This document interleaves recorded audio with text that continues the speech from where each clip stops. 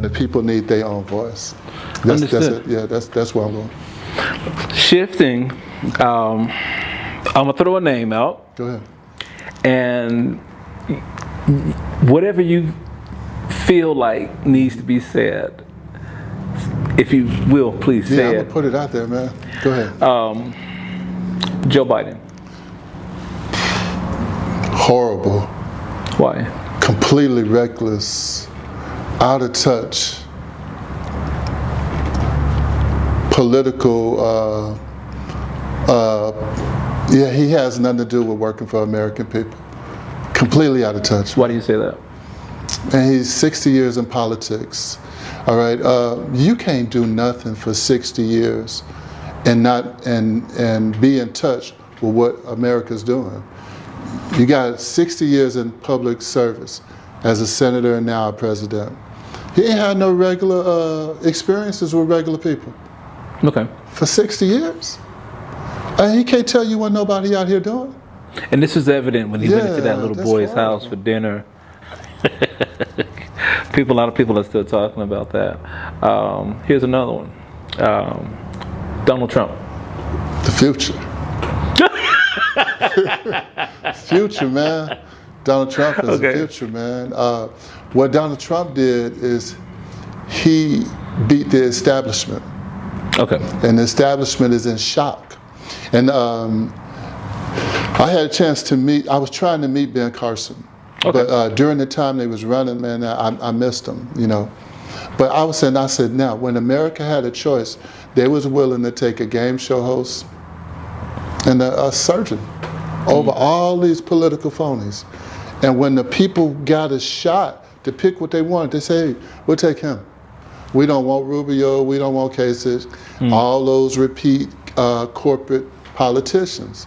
And so Trump, the future, man, and he shot the system. Yeah, the future, man. Future, man. That's Fannie Willis. Fannie, man, is she just got caught up in a fight that wasn't hers, man. She got a lot of people feel that way. Yeah, Fannie got caught up, man. She should have set that out, you know. And I felt like somebody got to Fannie and told her how she could be the next Kamala Harris. Really? This is my opinion. No, it's okay. Yeah, it's so okay. I'm just saying. Because again, I'm kind of shocked that you would say that, but not really, because you're not the first person that I sat down and talked to about that. It was an attorney that I've heard say the same thing, that somebody probably came along and probably promised her something or inspired her to do this so she can further ends on another level. Yeah, Fannie's, man, her temper to just shot up that, hey, this gonna make me worldwide. You know, I'm gonna run for governor. You know, and that's what this fixes to do with me. I'm gonna be a household name. I'm going for governor or something. I wanna be the first, and I wanna be the first. And they looked at her and said, she perfect. Gotcha. Perfect. Gotcha. Because, you know, with that situation, another thing that was brought to my attention was the fact that it was exclusively African American prosecutors and everybody like that, and there was not a Caucasian person in sight to have a dog in the fight when it came to this one, and they feel as if maybe she was what's the term, being used. Possibly? I don't even think it was used. I think her ambition, her personal ambition, overrode common sense. Understood. Yeah, I'm gonna like say, hey, look, and you bit off more than you could chew. That wasn't your fight. Man, that man ain't broke no law in Georgia. You can ask questions. That's what I'm talking about. That's what I'm meaning, freedom. When I'm saying the government that got so big that, okay, you get our seat, and you that elect us, the people, represent us, the people, but you gonna tell somebody they can or can't run? Stop it. That's what I'm saying. And then they got her. I'm thinking, Fannie, your ambition got in your way, man. Your ambition blinded you. Okay. Yeah, you couldn't have been using, you didn't have no metrics of facts, reality. 91 indictments, not one of them real. Come on, man. Come on, man. 91? Not That's a one lot. of them real. People can ask questions. People out here every day say, man, it's rigged. I don't like it. How you gonna make that a crime? And then who they get to do it? This lady. All right, I'm going like, ooh, your ambition got in your way, sister. I would have told them, okay, now I'll lay another one on you. Okay. I'll lay another one on you. Ambition getting in the way of reality, right? When Mr. Bush was in office, Mr. Cheney was his vice president, right? Understood. Yes. Mr. Cheney's daughter is homosexual, Okay. right? So Mr. Cheney laid on Mr. Bush, why don't you be the first president to approve this? He said, not me. And you, my vice president, I'm not doing that. You got to pass that on. And who did they pass it to? Mr. Obama. True. I was going to like say, man, why you make history for that? Good point. That's what I'm saying. And I'm just going like, hey, man, is being first that important to you? You know, and yeah, I mean, where's your integrity? Where's your character? You know what I mean? Where's your substance? You know, where does that factor in? Understood. You know, and then when I'm looking at her, I'm saying now that she gonna be the only one in trouble. Yeah. When all this through. Yeah. And all the people that put her up to this, man, somewhere sipping coffee, man. And just watching it. And they know they not going to jail. But I'm going, Fanny, hey, you got $654,000 with this dude? Yeah. He ain't never tried this? I was informed that he's listen. never prosecuted or defended a felony. Yeah, come on, man. That would have been, hey, I'm not interested. This office can't process that now. You know, why don't we turn that over to the federal level? As a lot of people felt that it should have been. Right off the top. If anything should have been done, it should have been done at the federal level, not a state level, because this is a federal issue. Yeah. I mean, and then, her and Letitia James. I'm going like, oh, how y'all get caught up in this, man? Okay. I mean, your ambition in the way. And, the ambition got in the way, man. Here's another one, and it is pretty hot. It could be controversial for a lot of people. We have the Israeli, Gaza, Palestine, Hamas conflict. Yeah, say, listen, the International Court of Justice just ruled that there's some genocidal things happening there. Mm-hmm. And what I'm saying to people is this right here. During what we call in World War II, in the Ukraine and in Germany, human atrocities were being committed against the Jewish people. And the United States fought against that. My father fought in World War II. Mm-hmm. He was there when Germany fell, and he was one of the first people to go into the concentration camps. And he told me firsthand, he saw the abuse, and he saw just how badly the Jews were treated. Now the United States is supporting the same policies against the Palestinian people.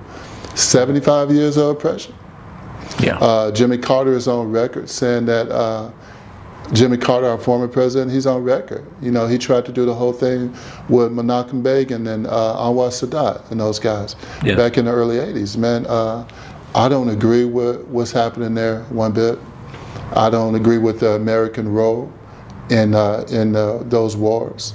I didn't agree with Mr. Bush's role in sending us into Iraq when there were no weapons of mass destruction. Understood. I didn't agree with him breaking the law himself or convoluting the law when not having to get a war powers decree from the Congress. I didn't agree with the Congress being quiet while he took our troops over there. Okay. No weapons of mass destruction. I don't agree with Mr. Biden being quiet while these people are being slaughtered day and night. Yeah, I'm against it. Okay. However, I don't know what other term I could come up with. I don't support that at all. No, I think a lot of people share the same position that you have, not only just here in Texas or the United States, but across the world. Yeah. We have something that at VEDA magazine we coined the trifecta. Okay. And that trifecta is China, Russia, and North Korea. Okay. Your thoughts?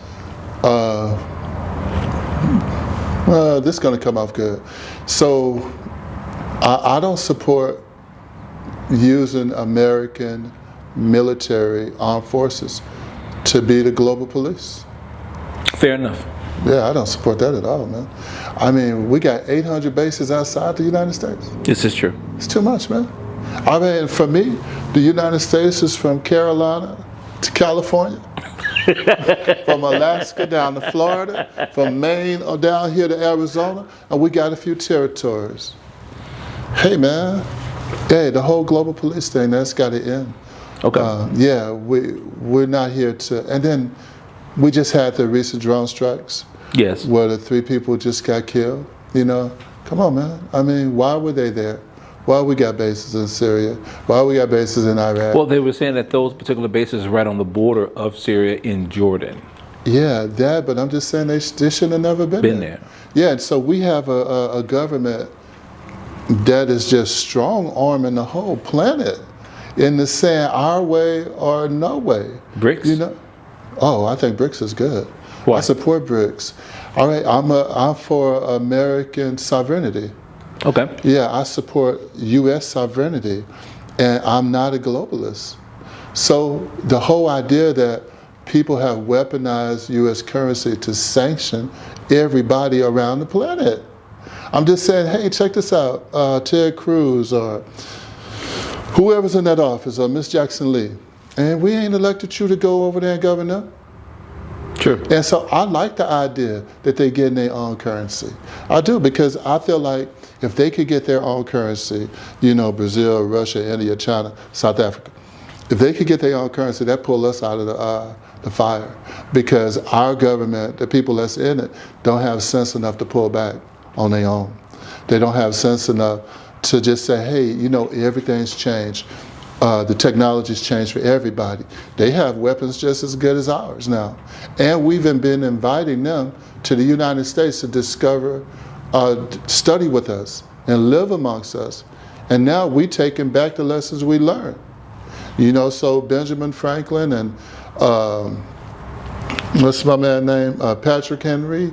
All those guys was heroes. Mm-hmm. But the British didn't see them as heroes. True. The British see them as tyrants and terrorists. So I'm saying, so the whole world saying, hey, look, check this out. You don't want nobody else to have freedom. In fact, you're oppressing us now. All right, so here's what we're going to have to do. We're going to have to get away from you so we could be free. Understood. Because now you're taking every American instrument and weaponizing it. So when they was trading with the dollar, that was good for the dollar, you know, because it was a worldwide currency. But somebody in our government decided, hey, look, we don't like your president. We're going to throw him out. If you elect these people over in Kosovo, and it's not the ones we want, they're out. If you elected people in Ukraine that we don't want, they're out. If you don't pick who we want in Argentina, Brazil, they out. Okay, we don't like something that Venezuela's doing, so we sanction them and starving them to death. Oh, we got a problem with these Cubans 90 miles away. We're going to use our currency. And it ain't no citizen in America say, I want you to do that. This is true. None of us. And so that's what I'm saying. And the way we set up, man, on how the Democrats and the Republicans been able to take all of our seats, nobody's asking Sheila or nobody what they think. They saying, hey, we're going to go to the head of the DNC and they're going to give you the order. Okay. And you're going to vote on it. and we're going to bring it back this way towards Houston. And as you say, you are a native Houstonian. Yeah. Here's 2 names, Sheila Jackson Lee and John Whitmire. Establishment. Why? He's 83, I think. Okay. Yeah. No, I mean, he's been in office since 83. I'm sorry. He's been in office since 83. They just establishment politicians, man. They're not voting on anything to change the course of any American life. So Sheila, I'm going to use her for example. Okay. Okay. And I'm going to use President Biden in this one too. Understood. Okay, here's where I'm going. Mr. Biden be touting, or he throw out as a carrot, we're going to reduce your student loans. Okay. We're going to cancel your student loans, you know? And they throw that out as a carrot. I say, hold up, player. How can you just never cap what the colleges could charge? Cap what they could charge. Make the colleges qualify for federal programs. For example, If the University of Houston want to be able to issue guaranteed student loans and all of the grants and Pell Grants and all of these levels of grants, then the federal government should say if you charge more than $20 per credit hour, your university don't qualify. That's a very good point. There you go. And you are the very first person that I've actually heard say that. Yeah. This is absolutely true. They all corporate, man. And I'm sitting there watching them. And they'll bite their tongue off before they get out of line. And I'm watching them. I'm saying, Sheila, what's good for us? She ain't fixing to get out of line, man. She got to follow instructions. Well, I'm going to say we, as in VEDA, we did her announcement over on top of the post downtown last year. Okay. And then we also did John Whitmire. Okay. And what we noticed was that there were two different crowds. This is not to say that one crowd was better than the other, but one had obviously way more money than the other. And it was based upon the type of crowd and the type of money that we saw in these particular crowds of people. We were actually able to predict the winner of the mayor of Houston, which turned out to be Whitmire. I'm a sociologist, by the way. Oh, excellent. So, you know, I study people. This is why I'm here with you. Yeah. And a lot of people would say to us, how can we be so sure? But again, it boiled down to the money. And when you say that they are established politicians, they really truly are. Sheila Jackson Lee is a great speaker. I mean, when she speaks, the room stops. I've been in her presence enough to say that. Me too. But Whitmire, when I see him, I see business. I see corporate. I see construction. You see what I'm saying? Like tangible, physical things that people could use and would have a positive effect on their lives. Not to say anything different about Sheila Jackson Lee, but that was just a noticeable difference that we saw on our end. But please, go ahead. So well, that's what freedom does now. The light just went out on this. Okay, that's what freedom does. Freedom lets you see it, and especially with you being a journalist. All right, freedom lets you see the facts. Okay. Yeah, freedom lets you see the facts. Sheila's an established politician on every level, man. She went to the schools they want you to go to, East Coast law schools.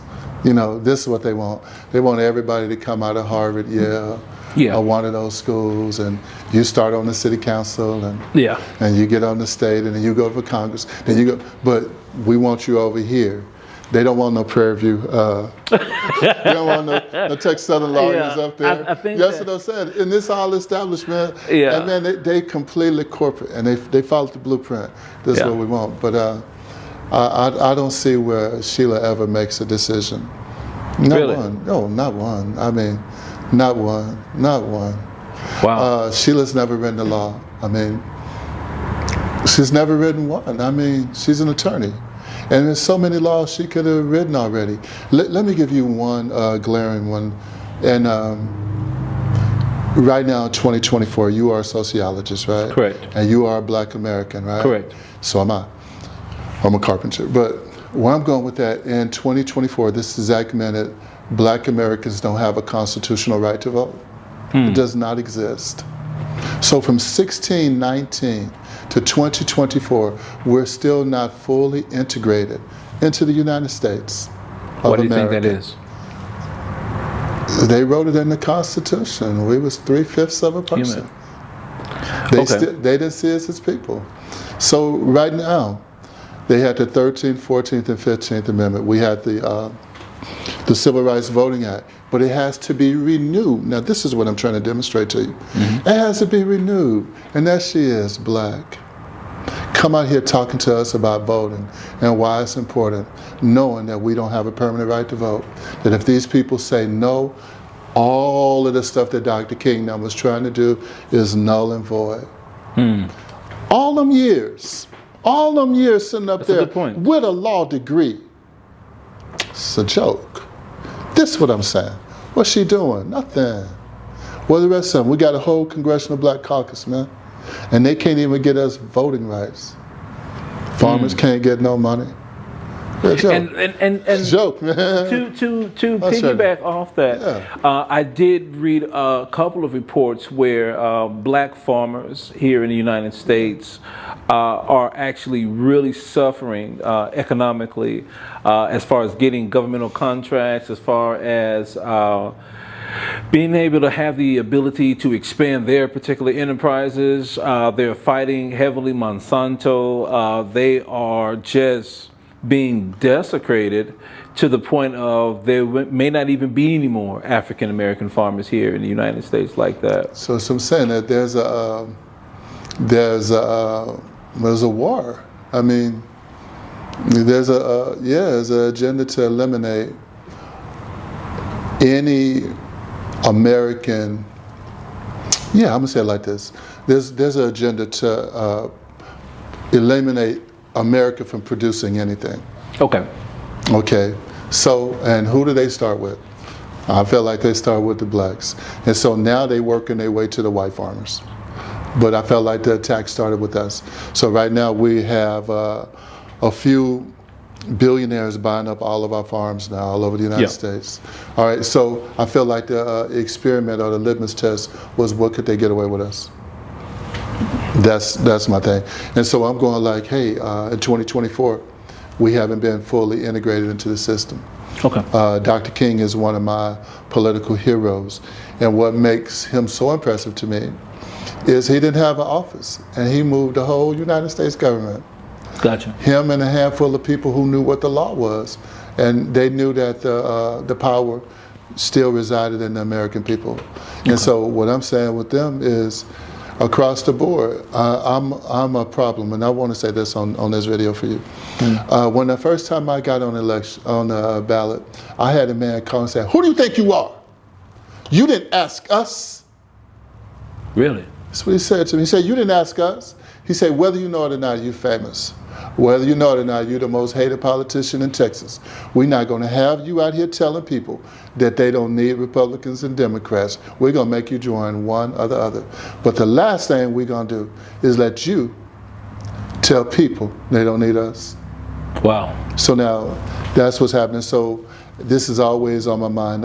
When you get a chance, on my website, I have a story called My Journey to the Ballot. It was where I had to sue the state of Texas in federal court for trying to keep me off the ballot. And I beat the state of Texas. And I beat this. Yeah, I represented myself. I beat the state of Texas in federal court and in state court because they were violating the law, and they were trying to silence the people and telling the people that they can't pick their own candidate. And so, representing all of those people who signed that petition, in so many cases, they the least heard, most maligned people in America. I said, I tell you what, who I'm gonna represent. I'm gonna represent them. I said, they can't get in here and do what I do, but I can. And we went in and I beat Texas. So yeah, that's on my thing. It's called My Journey to the Ballot. So that just kind of give you an idea, you know, where I'm coming from, what I want to do.